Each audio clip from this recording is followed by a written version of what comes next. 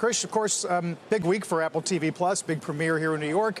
How much of that story is understood, especially when we start now paying more attention to disclosure and accounting on that part of the business? Yeah, I would say a lot of it is not really well understood because there are a lot of unknowns. One, as you mentioned, is the accounting treatment. Number two is kind of like how much capex they're going to spend on original content. And these are like a lot of unknowns that no one really knows what to assume. We have assumed $3 billion in our earlier estimate for calculation. Some of the investors assumed $6 billion in original content capex. A lot of unknowns on TV Plus, but it's definitely going to be very interesting to watch because this is the first earnings call right after they announced the pricing of TV Plus and right at the cusp of their launch. Brian, Apple's up almost 20% since the last report, and to level with investors, it's iPhone expectations, right? So despite the services story and TV Plus and all that fun stuff, AirPods Pro, it's really about the guide for the holiday quarter and whether all of the optimism that's built up over these last few weeks actually bears out in the numbers, right? It's going to be important tonight for sure. And I think, again, I think this is a little bit different, a little bit trickier of an outlook than, we've had in the last few years. Because of the different cadence and the tariffs, cadence to the iPhones and the tariffs. But underneath this is this trend towards appreciating services, right? And that's definitely, we're talking here, Apple's 18 times X cash, which is very, very cheap. The sugar water diaper companies are 23 times and S&P's at 17 times. So it's still, very, very cheap. But we've come on this program before and talked about Apple being 8 times, 9 times. So underneath all this, the market's saying, look, we get the services story, and really celebrating this is Apple TV Plus on Friday, this journey that they've been on for many years now. Krish, like it or not, shares of Apple have moved on every little China trade talk headline. How key is China to the numbers both tonight and also just for guidance in general for Apple, especially when you have third-party data coming out like that from Canalys earlier today saying that they're losing market share there? Yeah, absolutely. I think the China is important for the stock for a few reasons. Number one, like you mentioned, iPhone market share there, which is somewhere in mid-single digits right now for iPhone in China. That is number one. I think the other thing is if the tariffs do hit in mid-December, at some point in the March quarter, which is fiscal 2Q for Apple, people might have to start baking in some tariff impact on earnings.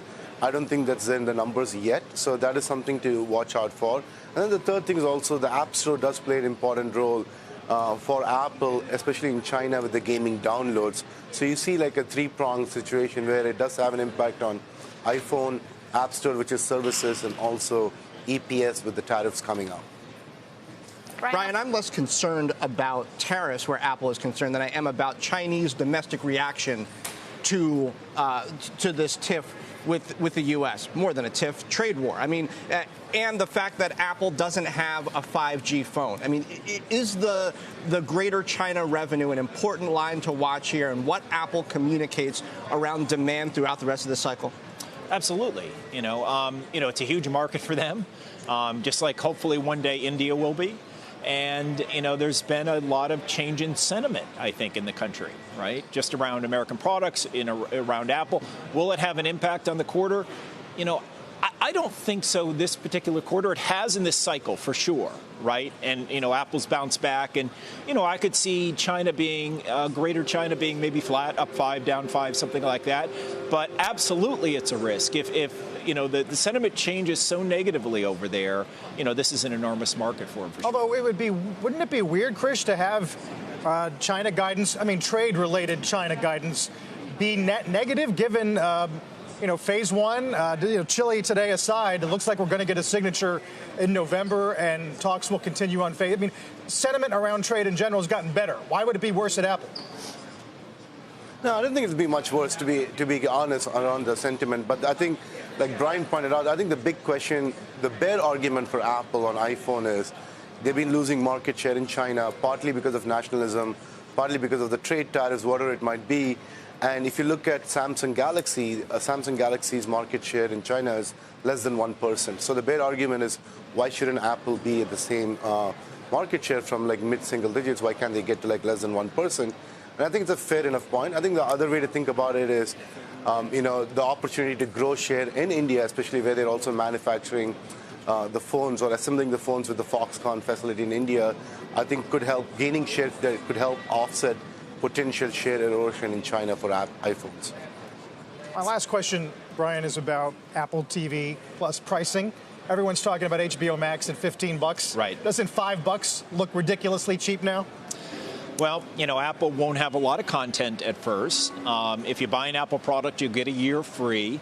So, really, this is something, they're not going to be able to monetize right away, but it's a way to get users on the platform, a bigger piece of Planet Apple, and they can monetize that over time. So it's not guaranteed success. It's going to take many, many years, but I look forward to it.